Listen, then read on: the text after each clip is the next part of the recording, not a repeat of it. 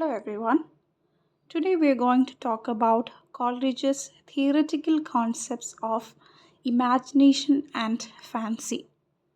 Before discussing these two, I'll talk briefly about the work in which Coleridge has brought up these two terms, which is Biographia Literaria.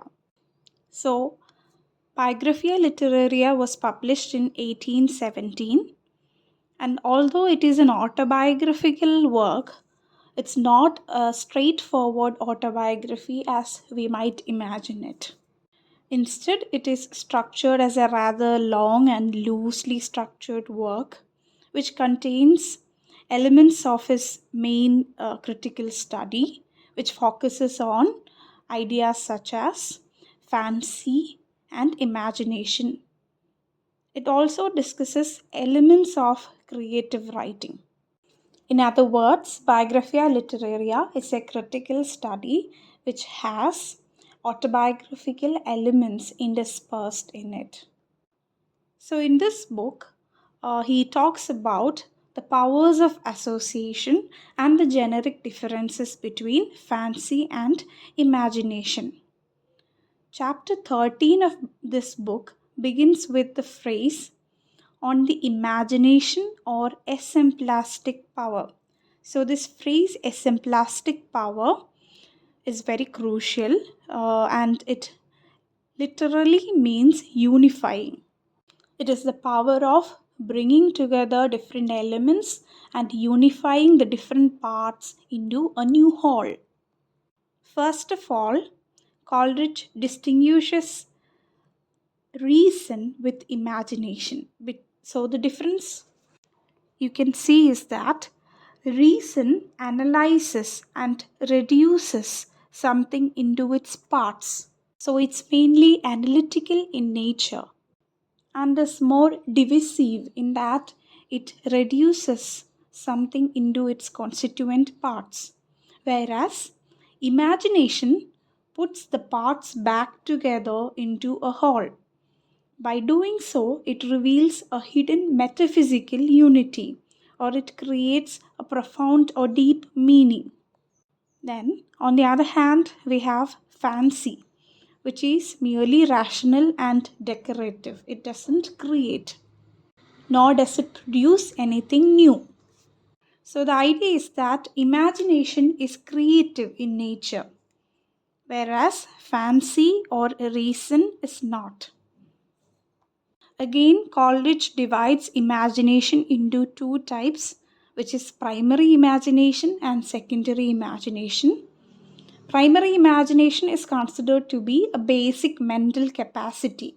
You can think of it as human perception through which you process certain sensual images, not necessarily visual images. Anything that is registered through our senses will be processed in order to understand or make a picture out of it. Whereas secondary imagination has a different nature. It dissolves, diffuses, and dissipates in order to recreate or to idealize or to unify. That is, there is an interpenetration of the various constitutive elements in order to recreate something or to bring about something new. So, primary imagination forms an intelligible view of the world from a series of sensory images. It merely repeats and copies. So, there is nothing original here. It just makes copies or replicas of the sensory images that one perceives. It is also spontaneous or involuntary. One does not have to engage one's will or choice here. So, the primary imagination is a necessary imagination which is common to all human beings. Whereas, secondary imagination is transcendental in nature. It creates new meanings. It can also be understood as the creative or poetic imagination, which is productive and original in nature. And it also coexists with the conscious will. It's a conscious project one has to actively make the choice of creating something new, of being creative in one's thinking. It is also limited to certain individuals. It's not so common, it's not found in all the people. So, only certain people are gifted with this talent and skill of secondary imagination. So, part of Coleridge's argument is against Wordsworth's conceptualization of the rustic, his idealization of the rustic lifestyle, and is also against employing the language that the rustic use. So, Coleridge disagrees with this stance of Wordsworth, which idealizes and even idolizes the rustic and their language. So, the difference between primary imagination and secondary imagination is in terms of its degree. So, secondary imagination possesses a higher degree of imagination than primary imagination. On the other hand, the difference between imagination and fancy is in terms of its kind and not in terms of its degree. So, fancy receives all its material readily made from the law of association. So, it's more of a comparison or association in nature, and it uses something that is readily available and it does not create something new. So, it can be understood as good aesthetics. So, fancy is simply having a good taste. So, you arrange certain things into something that looks good or that feels good or sounds good. So, that is having good taste. That is what Coleridge means by fancy. However, fancy is considered inferior to imagination the same way that primary imagination is considered inferior to secondary imagination. It is because it is not creative in nature. It only combines what it perceives into pleasing shapes. It does not fuse or unify like imagination does. Here we see the bringing together of images that are dissimilar in nature by some points of likeness. There is some criteria of likeness or some similarity that is being used and employed in order to bring together items that are relatively dissimilar in nature.